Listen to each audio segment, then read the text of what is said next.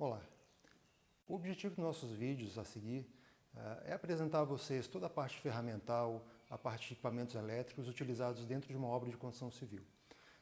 Nós vamos abordar aqui desde aspectos como segurança, quais são os cuidados a se tomar ao se trabalhar com as ferramentas, quais as formas mais eficientes de se trabalhar com elas, e vamos passar pelas ferramentas das mais diversas, passando desde as ferramentas dos pedreiros, carpinteiros, armadores e pintores.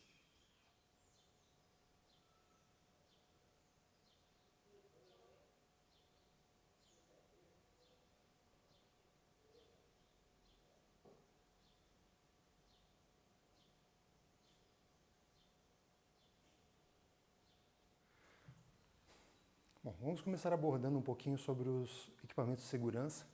Tá? A gente vai falar um pouquinho sobre os EPIs, que são os equipamentos de proteção individual, que todos os profissionais dentro de uma obra precisam utilizar, tá? Respeitando todas as condições da NR18. E aqui eu trouxe para vocês alguns EPIs. Então, o capacete de obra. Hoje em obra é obrigatório utilizar esse equipamento. Então, ele vem dotado desse suporte aqui para a cabeça, que é regulável. Tá? Existem vários modelos, várias cores. Protetor auricular. Eu trouxe esse aqui, que é um estilo abafador, mas o mais utilizado é o protetor intra-auricular, que se coloca ali dentro do ouvido. Outra ferramenta bastante utilizada, outro equipamento bastante utilizado é o óculos, dependendo da atividade que se está operando. Então, por exemplo, se vai cortar alguma coisa numa serra elétrica, que possa voar algum fragmento, então muito importante utilizar óculos de proteção. Luva, muito comum essas luvas aqui de lã, com a parte emborrachada para facilitar a pegada das ferramentas. Luva de raspa, quando vai se trabalhar com materiais que possam ser cortantes, como pontas de vergalhão, quando o pessoal vai instalar alguma cerca de arame farpado ao redor da obra, ou qualquer outro serviço que possa causar risco de cortes. Tá? Então é um material com bastante resistência e ele acaba protegendo bastante o funcionário. E outro equipamento, bota, calçado de proteção, também é adequado para que não se corra o risco de pisar num prego e furar o pé, ou algum material que venha a cair, uma ferramenta, então o pé ele vai estar protegido. Óbvio que existem vários modelos.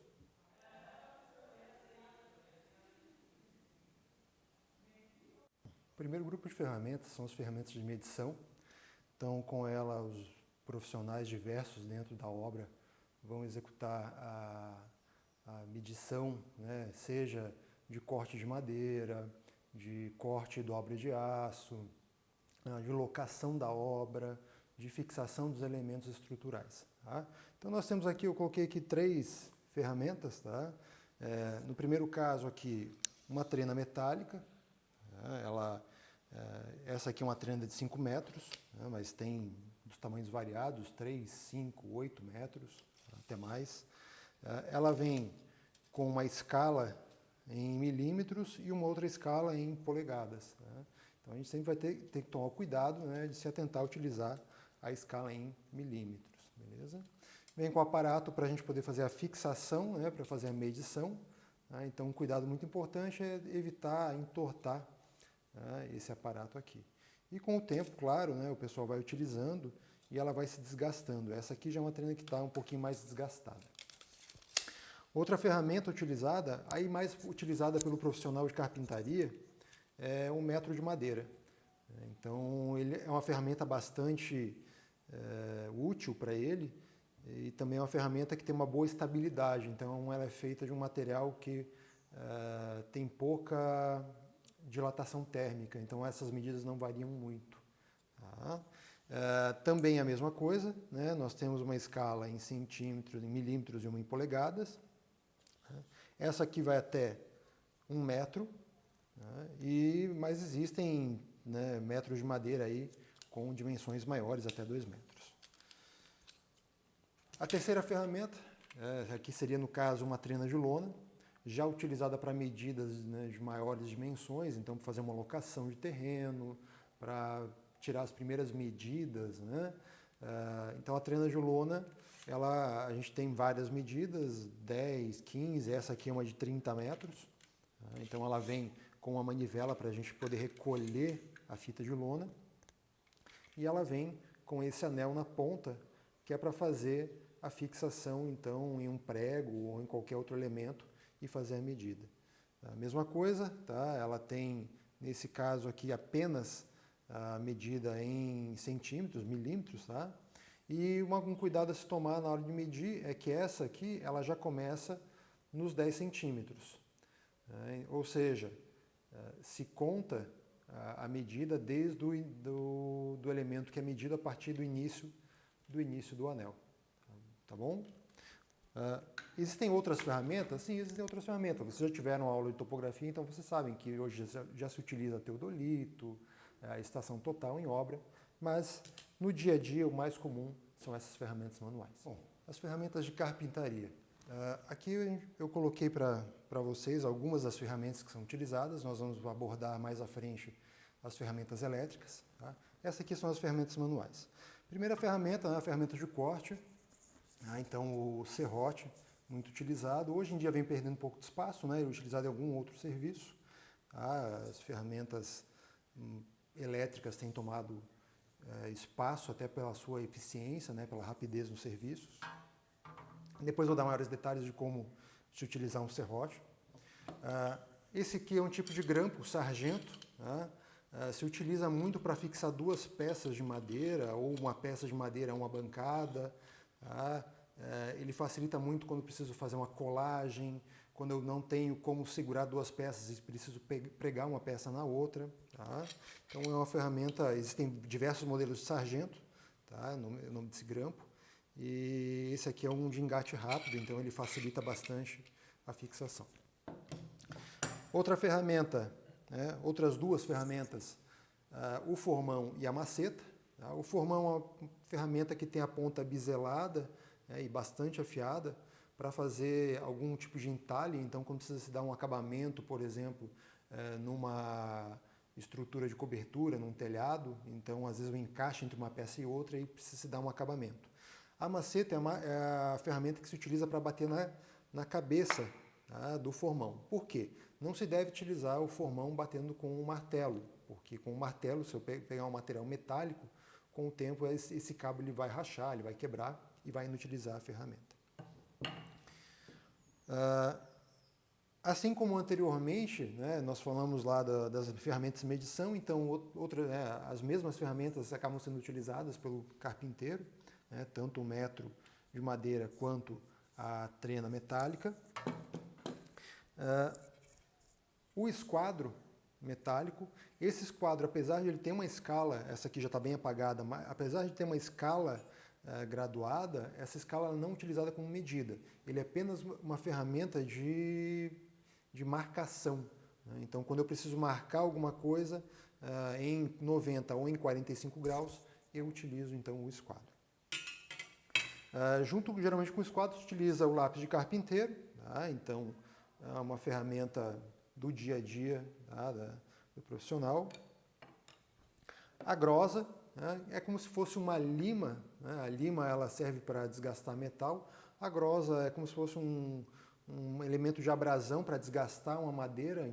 Então na hora de fazer também o encaixe, né, se utiliza muito com o formão, na hora de se fazer o encaixe, se precisar um acabamento, você consegue fazer esse acabamento utilizando a grosa e desgastando aquela peça, conseguindo fazer um melhor encaixe.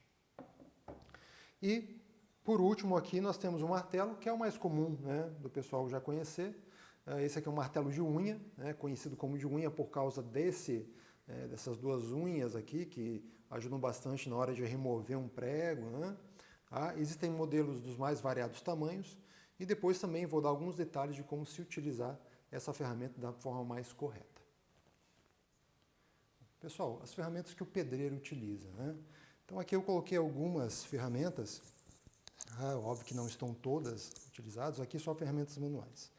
Também, de novo, a mesma coisa, a ferramenta de medição, né? Desde a trena metálica até a trena de lona. as duas muito utilizadas. Muito utilizado para locação de obra, o prumo de centro. Nós vamos utilizar essa ferramenta quando a gente for trabalhar com locação de obra, né, que é tópico da nossa disciplina, mas ela tem como principal objetivo demarcar em uma linha, um ponto vertical, o local exato, por exemplo, da locação de uma estaca, da locação de um determinado elemento de fundação, e aí pode-se fazer a marcação e a escavação desse ponto. Nesse caso aqui nós temos também um prumo, tá? Só que esse prumo aqui é para verificar a verticalidade dos elementos. Então, por exemplo, um pilar, uma parede, então a gente consegue verificar, encostar essa ferramenta e verificar se aquele elemento está sendo levantado correto na vertical.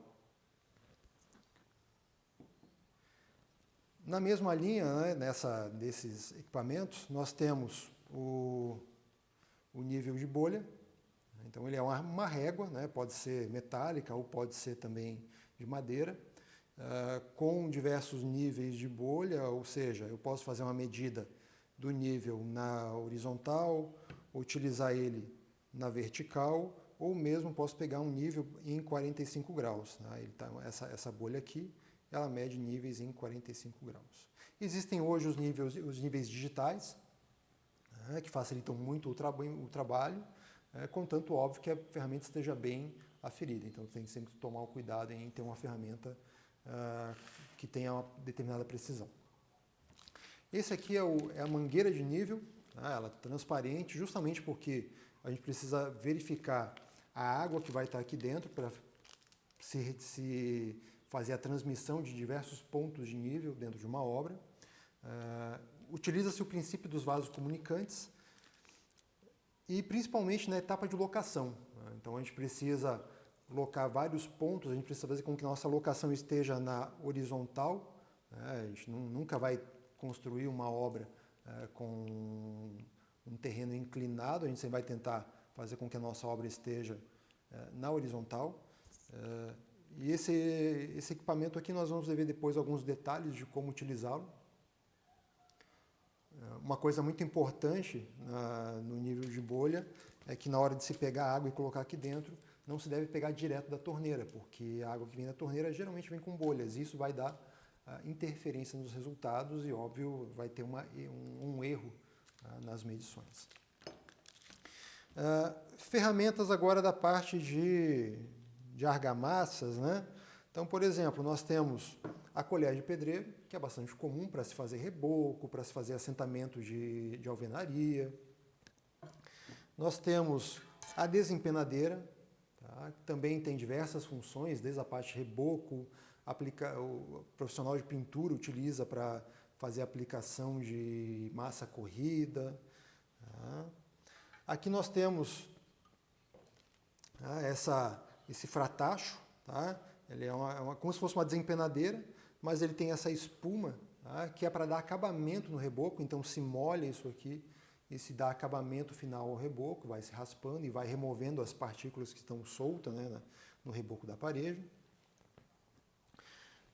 Nós temos a desempenadeira dentada, que ela serve para fazer a aplicação da argamassa autocolante na hora de se assentar um piso cerâmico. Então você vem aplicando, né, a argamassa no piso ou na parede, e com esses sulcos que vão ser formados aqui, você consegue ter uma melhor aderência dessa argamassa autocolante no revestimento cerâmico. Outra ferramenta aqui também da parte de assentamento, eu peguei essa aqui, mas tem maiores, né? Esse aqui é o martelo de borracha. Esses aqui, brancos, geralmente são utilizados para se assentar revestimentos que sejam mais claros, que possam manchar, né? Então se utiliza o martelo de borracha branco, mas tem também o martelo de borracha preto, de diversos tamanhos, então você vai batendo e assentando, nivelando o revestimento. E por último, duas ferramentas que trabalham em conjunto, tá? Essa aqui é a ponteira, tá? Faltou também a marreta aqui, eu acabei não pegando. Então nós temos a ponteira e nós temos o martelo de pedreiro. O martelo de pedreiro tem principalmente como função quando se precisa cortar, quebrar um tijolo na obra. Óbvio que um bloco cerâmico sem função estrutural, quando se trabalha com alvenaria estrutural, não se deve cortar na obra. Então ele tem uma ponta que é afiada justamente para se pegar e quebrar o bloco. Por exemplo, se eu tenho um tijolo, eu quero transformar ele em meio tijolo ou uma fração menor para fazer caber dentro da alvenaria. E a ponteira nós trabalhamos em conjunto com a marreta, né, marreta metálica. Tem a ponteira e tem a talhadeira. A ponteira ela é pontiaguda e a diferença da talhadeira que nós não temos aqui, ela tem a ponta mais chata. A talhadeira ela é utilizada principalmente para se fazer rasgos na parede, instalar as tubulações hidráulicas, e a ponteira mais para quando se precisa quebrar uma parede, quebrar um piso. Tá? Então, são ferramentas mais utilizadas na parte de demolição ou na parte de colocação de tubulação, tanto elétrica quanto hidráulica. Bom, pessoal, as ferramentas de pintura, coloquei algumas aqui. É claro que a gente tem bem mais ferramentas. Hoje em dia, muita pintura é feita com pistola, com compressor a ar, vários outros sistemas. Mas aqui o básico, né, do que se trabalha. Bom, bandeja de pintura, essa aqui está até bastante usada já. Então se utiliza para colocar a tinta e principalmente para se utilizar o rolo, né? Então quando a gente precisa umedecer o rolo, a gente vem, coloca o rolo em contato com a tinta e depois tira o excesso, né, na parte superior da bandeja. E aí pode-se fazer a aplicação da tinta. Os cuidados, né, de diluição, essas questões ficam aí a cargo depois das outras disciplinas relativas à tecnologia na parte de pintura. Os rolos de pintura. Nós temos o rolo, eu coloquei aqui dois tipos, o rolo de lã, tá? Pode ser lã de carneiro ou lã sintética, utilizado principalmente para tintas à base d'água, e o rolo de espuma, utilizado para vernizes, para tintas à base de óleo. Então não se deve utilizar esse aqui, por exemplo, né, de lã, para uma tinta à base de óleo, porque ele vai grudar todo e a gente não vai conseguir remover a sujeira. Pincéis também, existem dos mais variados, né? Eu peguei aqui dois tamanhos que nós tínhamos aqui no canteiro. Então, geralmente, para fazer os arremates nos cantos, né? E aí a parte maior da pintura se faz com o rolo, para agilizar o processo.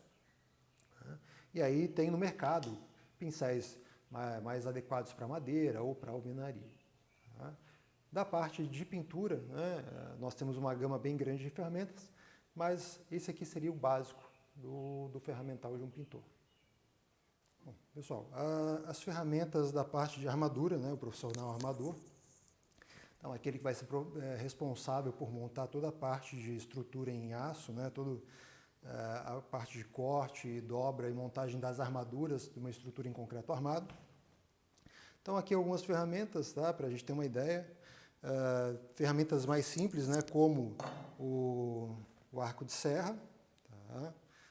Depois, mais adiante, a gente vai passar detalhes de utilização dessa ferramenta, né, alguns cuidados até na hora de montar, tá, para montar da forma correta. Tá? Isso aqui é uma ferramenta para se utilizar apenas para cortar metais, tá? Ela não é adequada para corte de madeira, assim como o serrote ou outras ferramentas também não são adequadas para outros tipos de materiais. Então, sempre utilizar a ferramenta de acordo com aquilo que ela é prevista. Nós temos aqui alicate, que também se usa de forma geral, às vezes para cortar arame, algumas coisas menores, ou para fazer alguma dobra, tá? e algum nó com arame. A torquês, tá? A torquês tem duas funções, tá? Principalmente quando a gente vai trabalhar com arame recosido, né? O arame recosido ele serve para amarrar as diferentes partes de uma estrutura de um pilar. Então ele tem desde a função de cortar o arame, tá, até de fazer a dobra. Então, por exemplo, a gente precisa fazer um nó para amarrar uma peça de um vergalhão em outro. Tá? Então a torquês ela vai funcionar também para fazer essa amarração. Tá? Então é uma ferramenta manual, mas bastante útil. Nós temos aqui o dobrador, né, para dobrar o aço. Tá? Então, por exemplo, fazer uma dobra como essa aqui, né, então nós utilizamos duas coisas em conjunto. Nós utilizamos essa ferramenta aqui, tá, que ela funciona como uma alavanca, e ao mesmo tempo nós utilizamos uma bancada de armador, e essa bancada ela é dotada de pinos. Tá? São fixados alguns pinos metálicos que são utilizados de apoio para se colocar a barra, né, fazer a medição. Essa medição depois é marcada geralmente com um giz, tá? E aí se faz a dobra, tá, para ter as medidas corretas depois para a estrutura. Outra ferramenta de corte aqui que nós temos, tá, é a policorte. Tá? É uma ferramenta elétrica, tá? Uma ferramenta que deve se tomar um certo cuidado para trabalhar. Essa, no caso, não está com o disco de corte para metais, mas ela é adaptável, então a gente pode trocar, tirar esse disco aqui, trocar para diferentes materiais. Tá? Então, sempre que se for trabalhar com ferramenta elétrica, muito cuidado, né? Usar todos os EPIs, todos os equipamentos de proteção. Nesse caso, se utilizar a luva de raspa, né? Caso o disco venha pegar na mão, ele pegue na luva de raspa e os danos são minimizados. Também, com relação a ferramentas elétricas, nunca se fazer a manutenção deles com o equipamento ligado na tomada. Então, sempre que for trocar o disco, sempre que for fazer qualquer manutenção, qualquer ajuste na ferramenta, o ideal é que se desligue da tomada e só venha ligar na tomada quando for utilizar para realizar o corte. Outro cuidado sempre com ferramentas elétricas é não utilizá-la em locais com excesso de umidade, né, por conta de riscos de choque elétrico.